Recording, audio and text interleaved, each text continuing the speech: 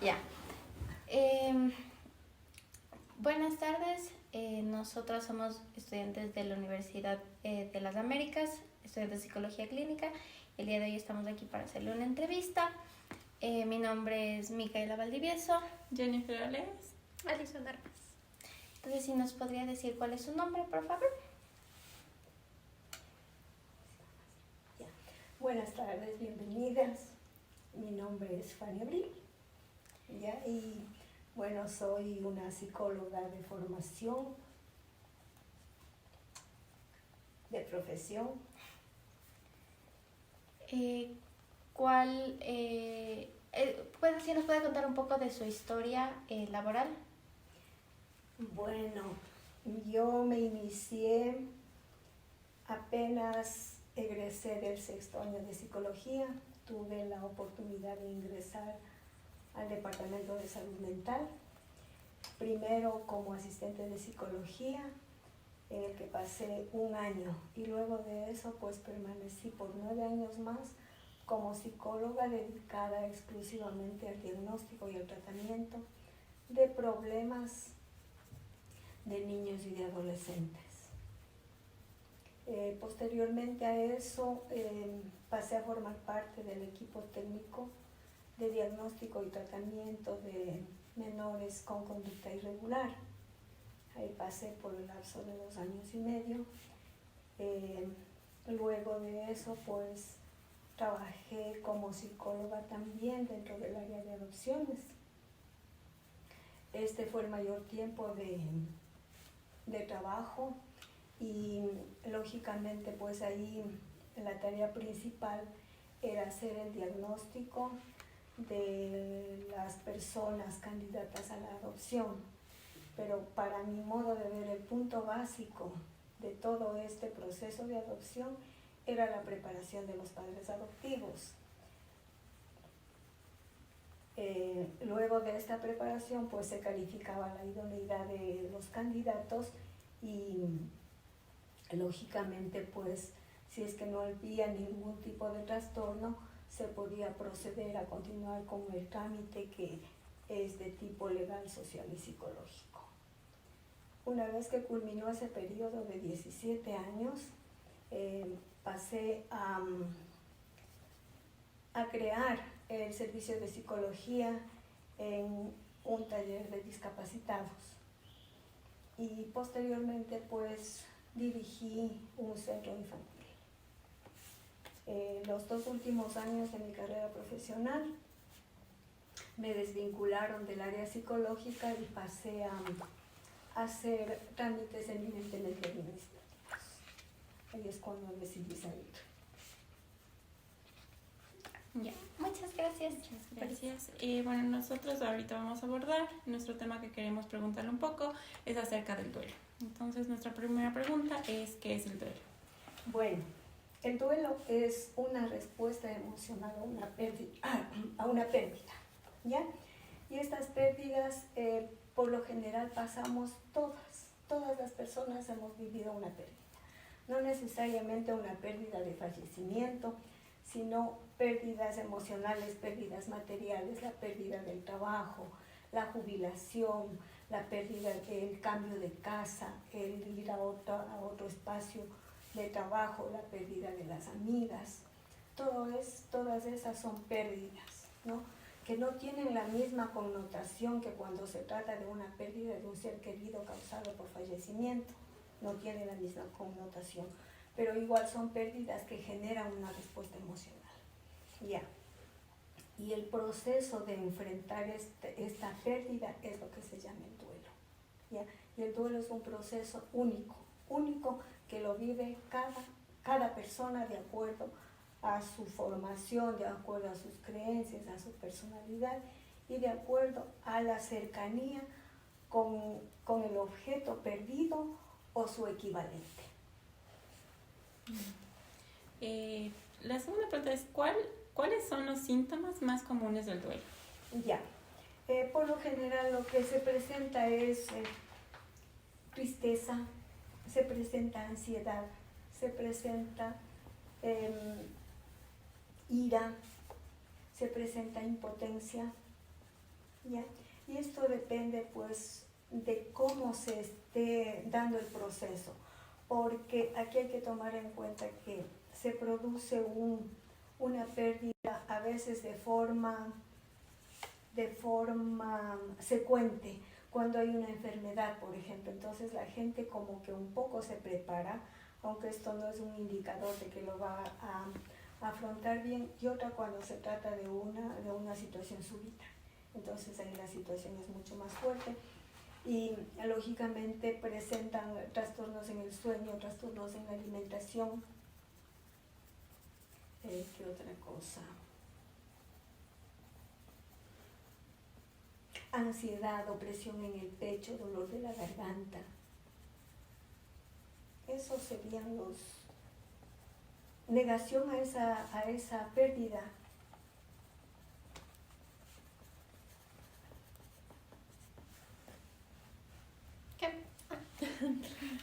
¿Cuáles son las etapas típicas del proceso del duelo en la edad adulta? Ya, los autores, dependiendo de su inclinación, clasifican de diferentes maneras estas etapas del duelo. Y a unos en 3, otros en 7, otros en 4. Yo particularmente, cuando he trabajado el proceso de duelo por la pérdida de un hijo o por la infertilidad, yo he enfocado los 4 aspectos que considero que son fundamentales. Y el 1 es la etapa de negación o de shock. En esta etapa, pues, la persona no está en posibilidades de comprender a cabalidad lo que está pasando. ¿Ya?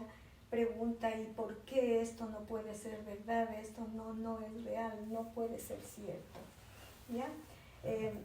Hay un proceso como de ensimismamiento, como de alejamiento de la realidad, no como un asunto patológico, sino que no está en la posibilidad de procesar este choque, de procesar este shock. ¿Ya? Luego viene la etapa de la ira. ¿Ya? La persona, pues, en esta segunda etapa expresa sentimientos de ira, de rebeldía, ¿no? A veces se rebelan contra Dios, se rebelan contra el mundo, se rebelan contra los médicos, ¿ya? Y lógicamente, pues ahí aparecen otras situaciones de orden familiar, como el hecho de que si ha habido una enfermedad previa, estas personas le cuidaron o estas le quisieron y estas otras no. Y cuando se trata de una muerte súbita, digamos, la situación pues como que es un poco menos compleja. Ya. Esa sería la segunda etapa. Ahora, luego de pasar de esta etapa en la que también hay sentimientos de culpabilidad, que me estaba olvidando, y eso es lo más importante, porque la persona dice, no, si yo hubiera hecho esto, yo pude haber hecho más, ¿por qué no hicimos esto? ¿Por qué no hicimos aquello? Entonces, luego de esta etapa, como les decía, viene la tercera etapa, que es la etapa de la tristeza. Esta es una etapa importantísima dentro de la resolución del duelo o luto, porque solamente cuando la persona atraviesa esta etapa de una manera firme, de una manera real, es que puede superar y salir a la siguiente. Entonces, en este periodo la persona tiene mucha tristeza, tiene mucho llanto, ¿ya? Un llanto enfocado al recuerdo de lo que fue esa persona, a lo que tiene que enfrentar sin esa persona, a los retos que tiene que asumir, ¿ya?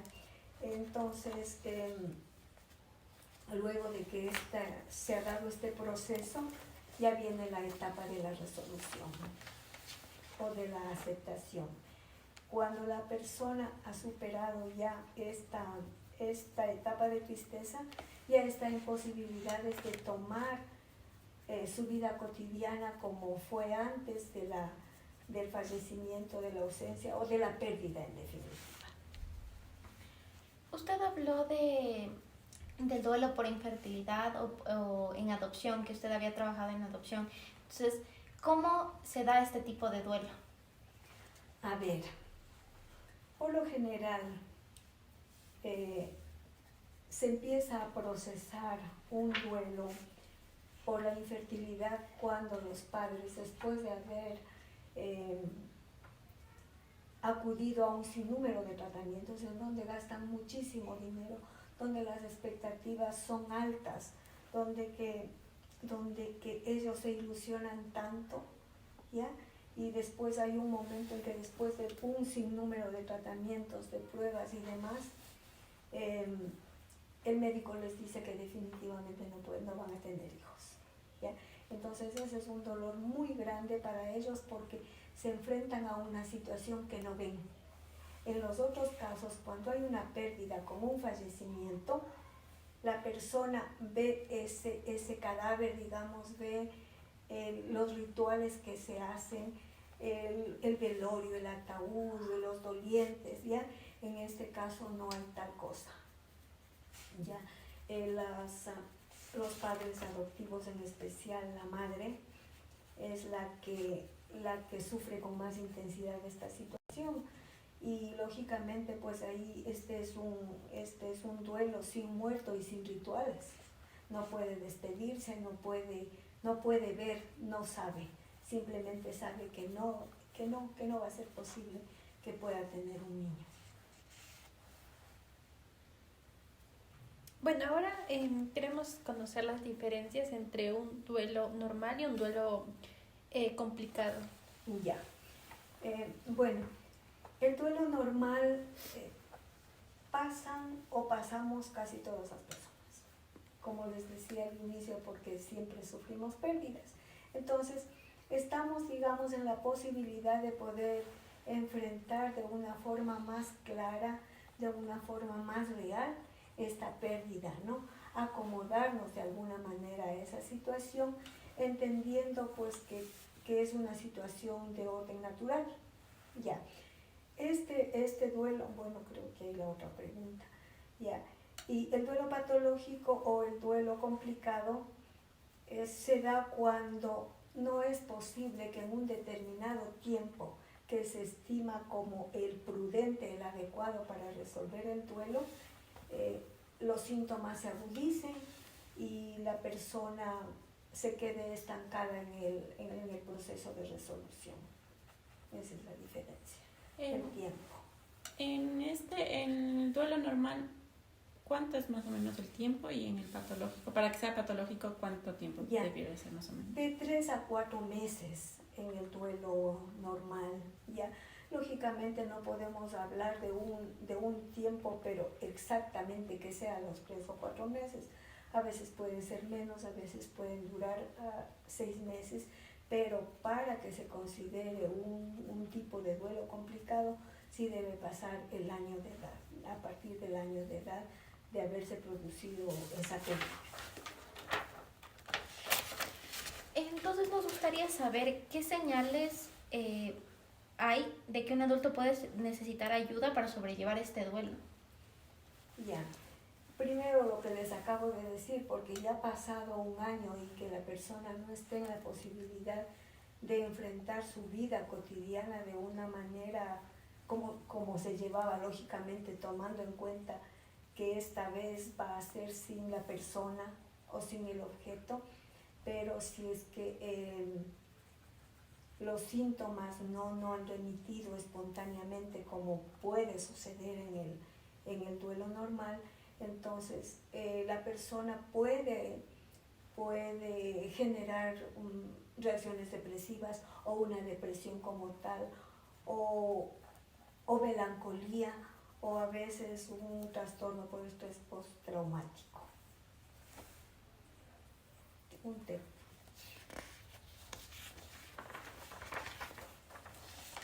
¿Qué factores pueden influir en la duración y la intensidad del duelo?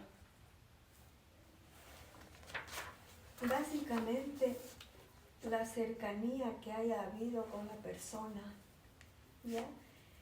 Los roles que hayan desempeñado juntos, la afectividad, básicamente lo que es el aspecto relacional. ¿Cómo afecta el duelo en la salud mental y física de los adultos?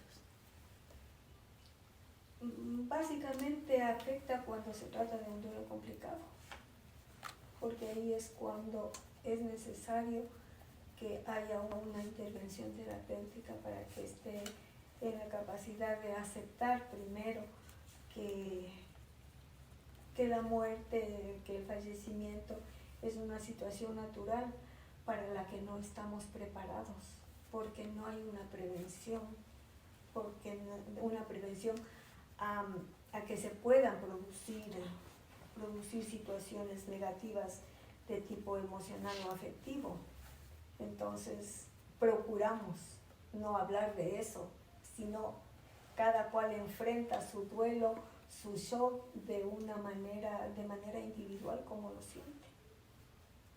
Bueno, ¿y cómo se interviene el duelo? ¿Cómo intervenía usted el duelo? A ver,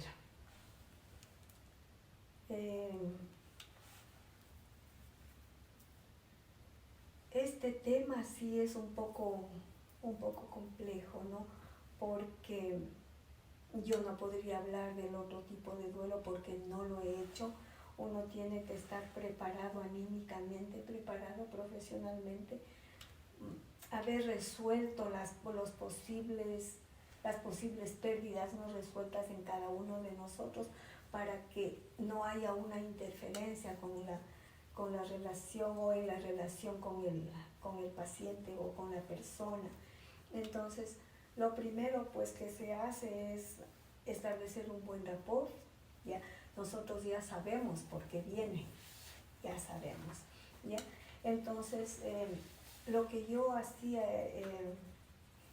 y porque eran personas que yo ya les había conocido, habían pasado los talleres para la adopción y todo eso, entonces yo le decía, bueno, ¿y qué pasó? ¿Qué pasó? ¿Cómo se siente? Entonces, bueno, expresaban todos sus sentimientos y ahí lo importante es ser empático con esos sentimientos, ¿ya? Y lógicamente apoyar, sí, comprendo lo que está pasando, es una situación muy difícil. No es aconsejable decirle, no, eso ya va a pasar, tiene que superar. En el caso de que haya habido un fallecimiento, no importa, no le gustaría a esta persona verle que esté triste, porque eso detiene el proceso del duelo, ¿ya?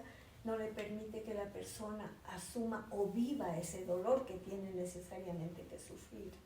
Bueno, volviendo a la cuestión de la infertilidad, luego de eso, pues, la persona se siente como apoyada, acompañada, y ahí es cuando uno debe decir, bueno, que quiere trabajar esto, está en la posibilidad de hablar de esto, podemos hacerlo, podemos hablar.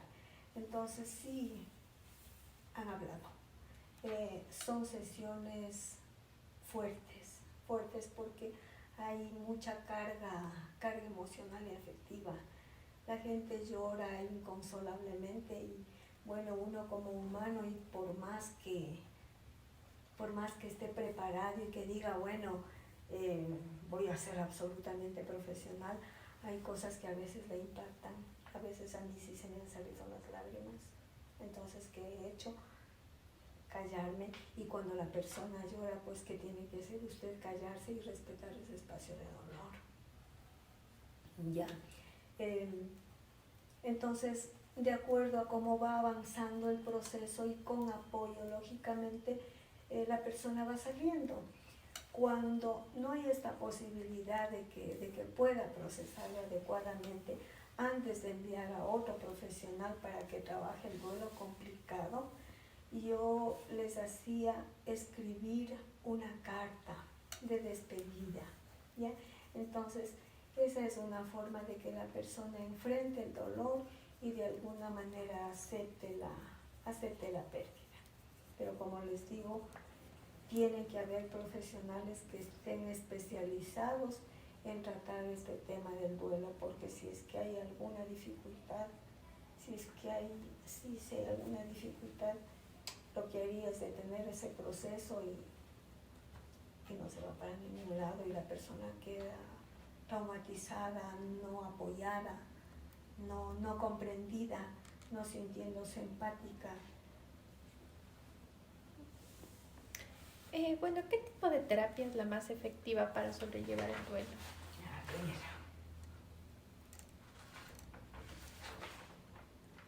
¿Dónde está? A 10.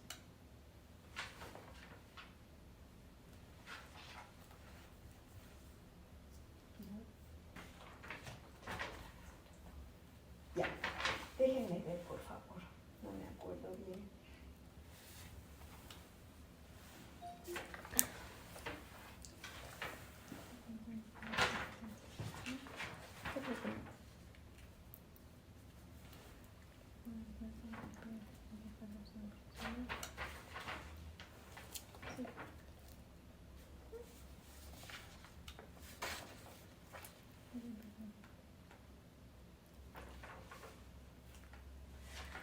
A ver, un modelo que se utilizaba es el llamado modelo cognitivo de cumplimiento de tareas. ¿Ya? No es un modelo específicamente como para tratar entidades clínicas, porque esta no es una entidad clínica, ¿no es cierto? Ya, entonces lo que se trata es de que el individuo se sienta más activo dentro del proceso. Entonces, lo que se hace es enviar tareas de acuerdo a la situación, porque como hemos dicho, el proceso de elaboración de duelo es individual, es único, ¿ya? Entonces, de acuerdo a la situación se va mandando tareas y poco a poco van superando, ya por lo general 4, 3 y la persona está en posibilidad de hacerlo. Como repito, siempre que no sea un duelo complicado. Entonces, ¿qué recomendaría para poder apoyar a una persona que está atravesando este proceso de duelo? Cuando el proceso de duelo se alarga en tiempo y se agudizan los síntomas, necesariamente tiene que acudir a una terapia. Ya. Y también lo que se recomienda es pues que exista apoyo familiar, que exista apoyo de sus redes de amigos, de sus compañeros de trabajo, aunque no siempre se puede contar con esto, porque la gente no se centra en comprender, en entender el dolor que está pasando y le ignora. Entonces la persona se siente completamente abandonada. Entonces, en el caso de que no exista un apoyo familiar o este duelo afecte estas relaciones, ¿qué impacto tendría en estas relaciones familiares? A ver,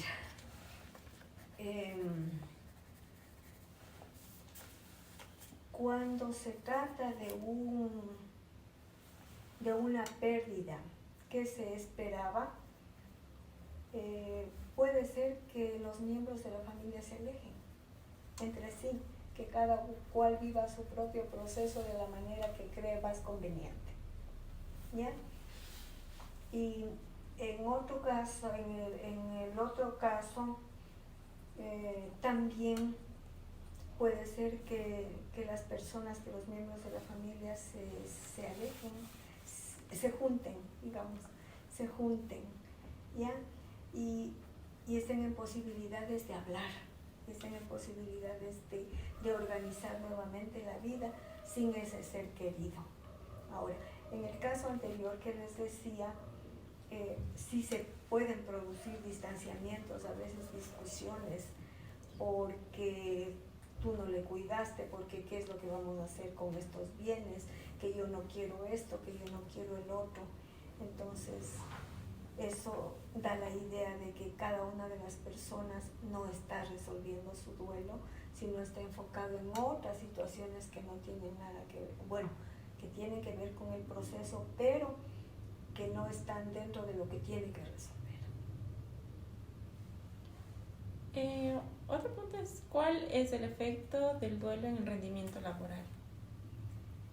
Em, si una persona no no ha resuelto su duelo, si es que la persona se mantiene en ese estado de tristeza, de angustia, de ansiedad, no va a poder concentrarse en hacer sus labores, no va a poder mantener buena relación con sus compañeros de trabajo. Y lógicamente cuando se trata de personas que trabajan con maquinarias, con maquinarias, puede ser que hayan peligros, muchos peligros, ¿ya? Se fomenta de alguna manera una irresponsabilidad, porque la persona, no por ser irresponsable, sino porque definitivamente su pensamiento está en otra cosa y no tiene la posibilidad de centrarse en lo que tenía que hacer o en lo que tiene que hacer. Entonces, ya viendo todo esto, ¿cuál sería el impacto del duelo no resuelto en el bienestar de esta persona, físico o emocional a largo plazo? A ver, es que no se podría hablar de un bienestar emocional cuando está atravesando un proceso de duelo. No se podría hablar de eso. El impacto emocional es fuerte porque genera, como habíamos dicho anteriormente, en trastornos depresivos, en melancolía, en ansiedad.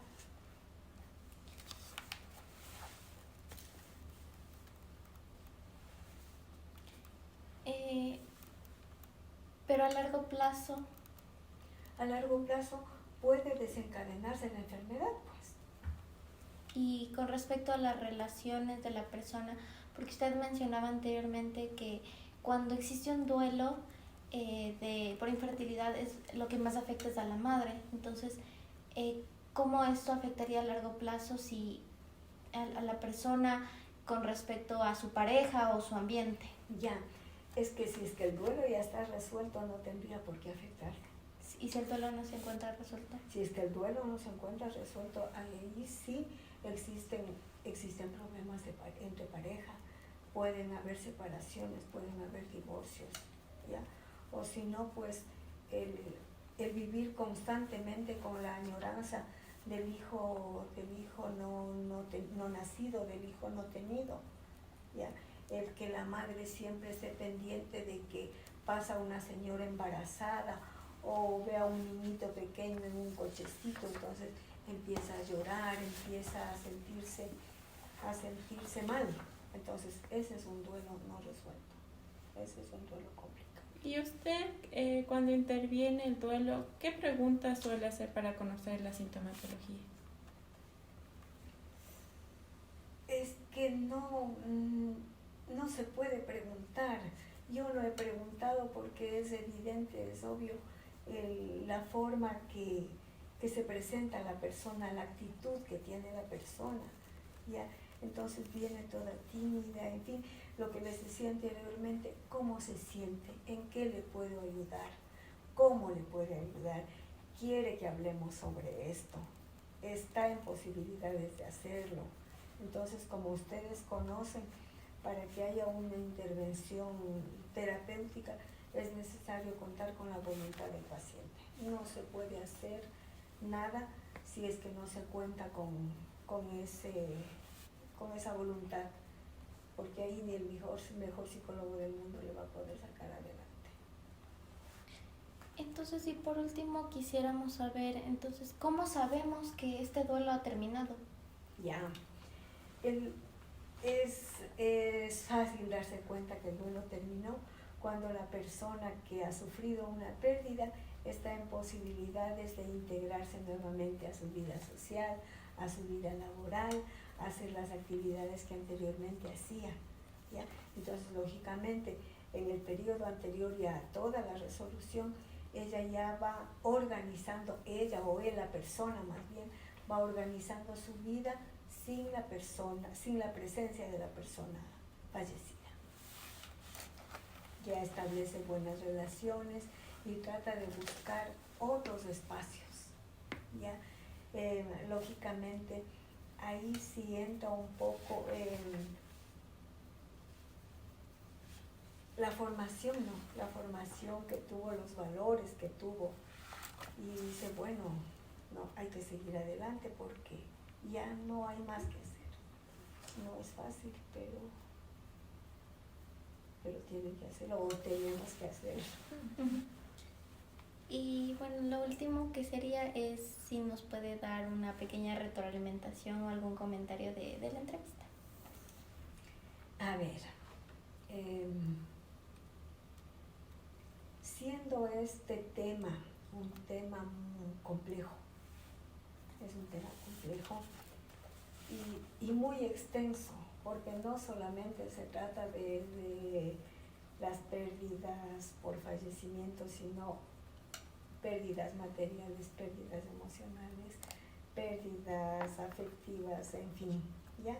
Entonces, yo veo que a pesar de ser un tema, como digo, complicado y muy extenso, sí es importante que ustedes hayan tomado en cuenta esto. ¿Por qué? Porque es una situación que vivimos todos diariamente, una pérdida chiquitica, significativa. El que se me perdió el celular, y ahí estaban mis fotos, y ahí estaban los mensajes, y a eso hemos pasado todo el mundo, ¿no es cierto? Si nos han robado, si es que ha habido abuso, si es que nos hemos enojado del novio, en fin. Entonces, un tema muy importante, ¿ya? Lógicamente, pues, las preguntas creo que adecuadas, sí. No sé si eso responde a algo. Sí. Y de nuestra participación como entrevistadoras. Bien.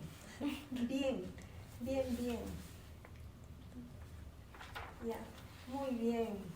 Yo creo que para empezar, ustedes estudiando, ustedes preparándose. Bien. Sí, chévere. Ya. Entonces, muchísimas gracias por su participación. Bueno, de nada. Gracias, Mariki. Bueno.